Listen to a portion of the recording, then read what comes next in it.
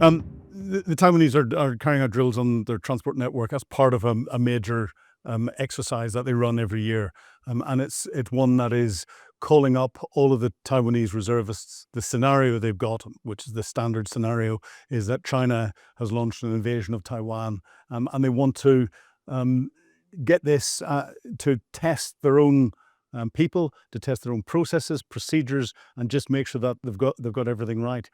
The difference between their drills this year and drills in previous years is this year they're bigger and they're more ambitious, which is why we're seeing them physically going into the underground network and the public transport network with weapons, with anti-tank weapons, and go through and practice all of their defensive positions. One, to send a clear message to the Taiwanese people and those that are coming into the military, that this you need to be ready and be prepared for this. Two, to send a message to China going, if you do invade, you're going to have real difficulty, folks. And three, to send a message out to the rest of the world that Taiwan is ready to and willing to fight. And those that are saying that they'll support us, please recognize that and come and support us if necessary. Taiwan is deploying new weapons for the United States. The United States is also deploying anti-ship missiles and other missiles on different islands around the region that are not under Taiwanese control. I think this is completely indicative of the real concern that the United States has and Taiwan has, that Xi Jinping has made the decision to take Taiwan back by force. Of course, Xi Jinping has turned around and said he'll take it back by any means necessary, which usually in UN Security Council resolution terms means force is coming. And it's interesting that he's used that language on several occasions in the past.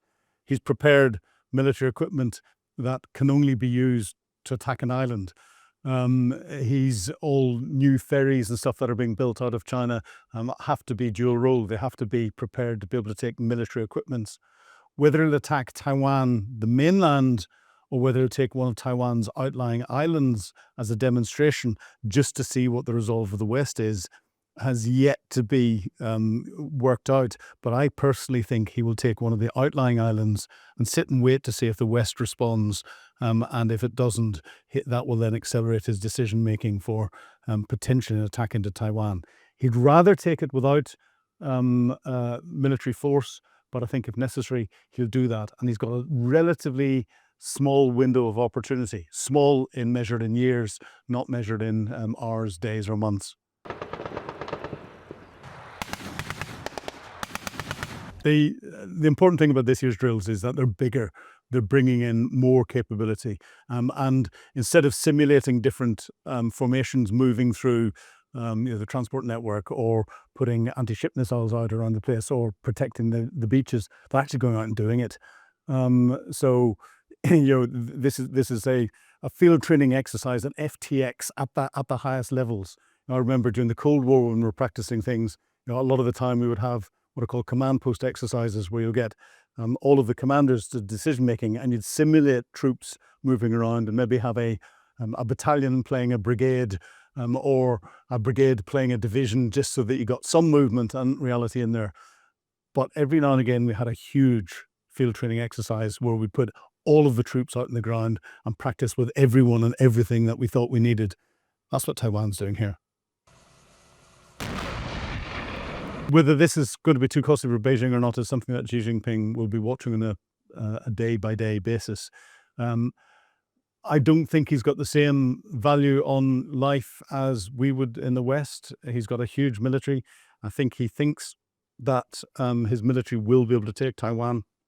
But one of the purposes of these drills is to say to China that this is going to be very, very difficult.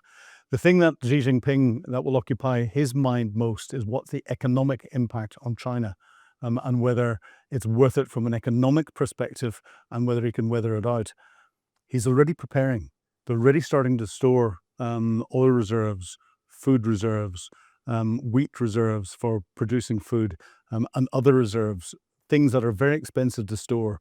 The only things that you would do if you're preparing for a major conflict and to be able to ride out the wrath of international sanctions for a long period of time, it's worrying.